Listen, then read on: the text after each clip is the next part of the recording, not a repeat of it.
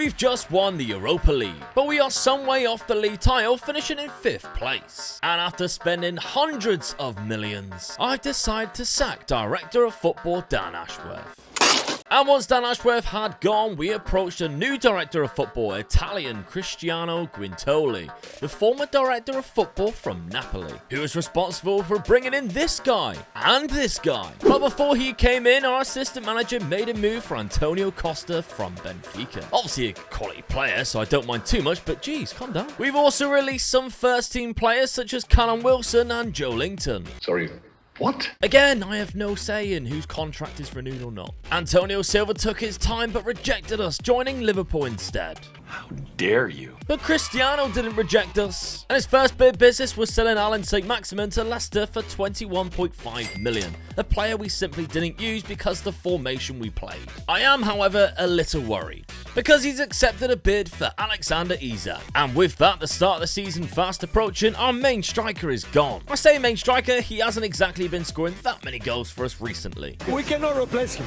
We cannot. And with that money, he's put a bid in for an Italian centre-back, Vitti. He's recently moved to Nice, but has developed really nicely into a cracking young centre-back. But before we complete that, we already have to face Liverpool in the UEFA Super Cup. And in what was a crazy game of football, Liverpool won the match 4-3 with an Enzo Fernandez 92nd minute winner. Because of work permits, we still had no players at our first league match against Wolves, where Gonzalo Ramos used his pace to beat the keeper to the ball and win the game for us with the only goal. Vitti signed in time for the Man City game, but it was his centre-back partner who scored the opener. But unfortunately, Man City abused and exploited near-post corners and they equalised. It's unlike them to cheat though, right? But with bad results against Arsenal and Leeds, I'm thinking a tactic change. Another new signing coming into Tyneside as we welcome German goalkeeper Dennis Seaman. At 19, he's probably the best young goalkeeper on the game and already better than Jan Sommer. And during the transfer deadline day, another bid was made for attacking midfielder Sudakov. £63 million is a hefty fee for a player who doesn't exactly improve our first team,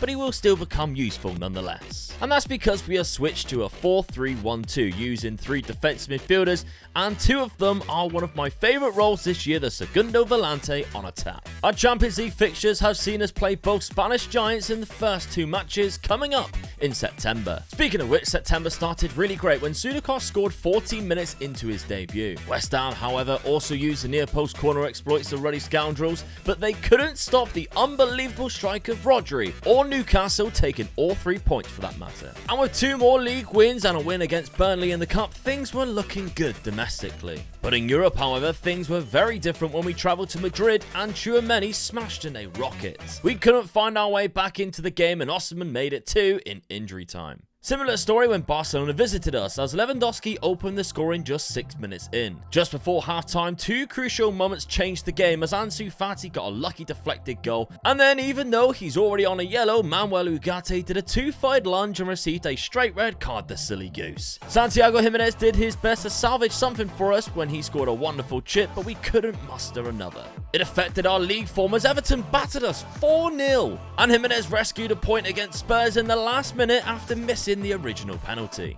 We did pick up the win against Leicester though through 5 different goal scorers, but we got beat in the Carabao Cup 3-0 by Brentford. Luckily, we did defeat Hertha 1-0 in our next Champions League match, again through Jimenez. The 24-year-old Mexican has really been clutch for us recently. He also scored the opener in the league match against Huddersfield when Ramos found him. Quite an impressive performance in this one, with once again scoring 5 goals through 5 different goal scorers. Unfortunately, we also conceded a goal, but I will definitely take a solid 5-1 win after some dodgy performances as of late. And with more back-to-back wins against Southampton and Watford, we visited Anfield where Rodri scored the opening goal after 19 minutes. Unfortunately, we are our own worst enemy, and with terrible defending, Darwin Núñez seized the opportunity to score an equaliser. But they almost took all 3 points, but Dennis Seaman made an incredible penalty save from Salah. November in the Champions League was awful, and we couldn't even score a goal in both games against 10 men. Our only loss in December came at the hands of Chelsea. 1 loss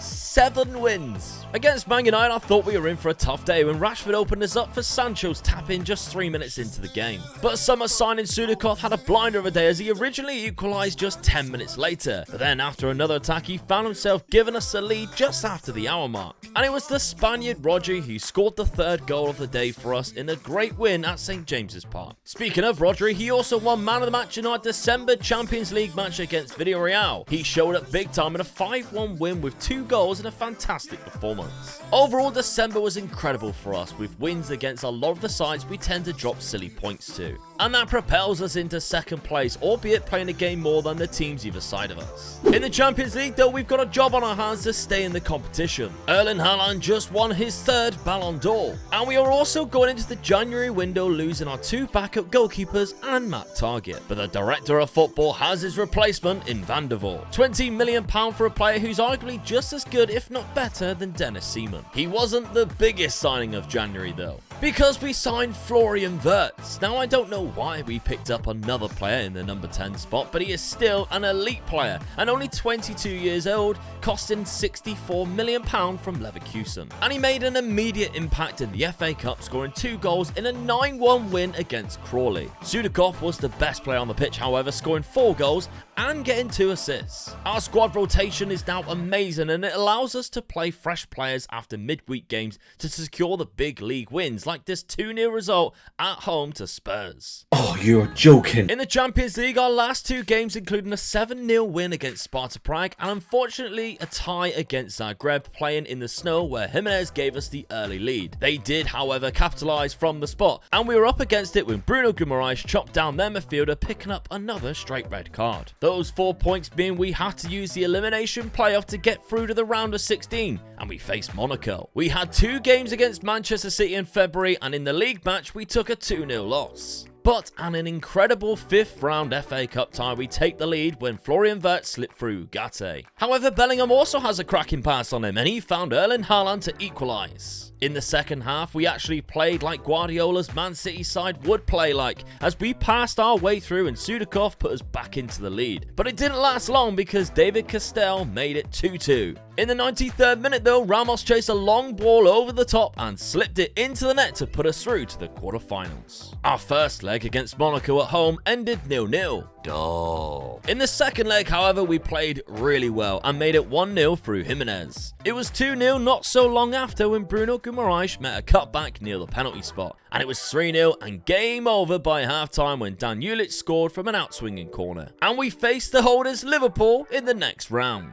I will love it if we beat them. Love it. The result against Man City and this draw to Brighton has seen us lose legs in the league, dropping down into 3rd place behind both North London clubs. March was not a good month for Newcastle United as we first lost at Old Trafford from a direct kick by Eriksson and a penalty kick by Bruno Fernandes, only getting a consolation through Sudakov. And then after a 0-0 draw to Liverpool where we had 20 shots on goal, we lose 6-0 in the second leg from their 20 shots. And even with another win in the league, we are still some way off Arsenal. All smiles in the FA Cup though as we knocked out Leicester at the King Power Stadium 2-1 in the quarterfinals with goals from Trippier and Gonzalo Ramos. And we meet Man United once again in the semi-finals. This is not an April Fool's, we just beat Chelsea on April 1st 3-0. Santiago, Jimenez and Ramos got the goals and assisted each other with Ramos getting 2 goals, one either side of half-time. Fantastic link-up play from both strikers. Wins kept coming too because we also played Liverpool at home and once again won 3-0. It seems our rough spell is now over and we keep another clean sheet and score some more beautiful goals. We played 6 league games in April and only conceded 2 goals and dropped only 2 points against Watford. Unfortunately for us, Arsenal and Tottenham seem to have also had good results this month. So our focus turns to the FA Cup at Wembley and after a boring first half, we broke the deadlock through a naughty chip by Jimenez. Florian Wirtz then found him with 10 minutes left with an unreal ball over the top,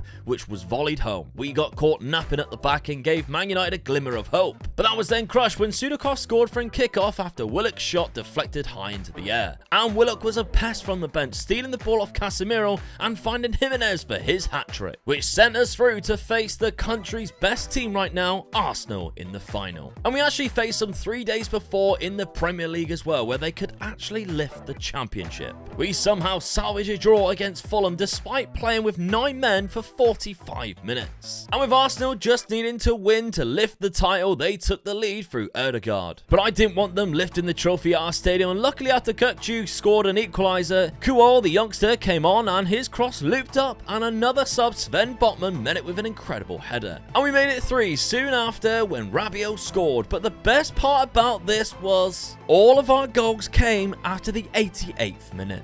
FA Cup final time. A trophy Newcastle haven't won since 1955.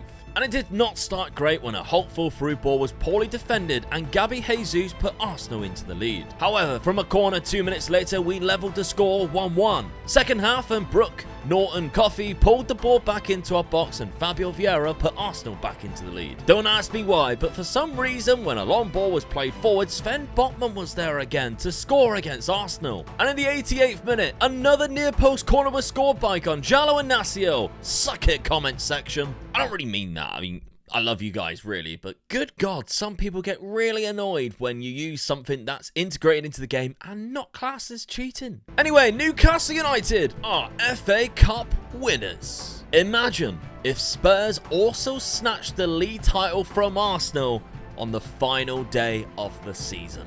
Unfortunately, it didn't happen because they drew to Everton and Arsenal clinched their first title in 22 years, with us finishing in 3rd place with 85 points, which would have actually won the league by 4 points just 2 seasons ago. Another £258 million was spent this season, albeit with £67 million sold. And there's another £200 million in the budget for the final season of the series.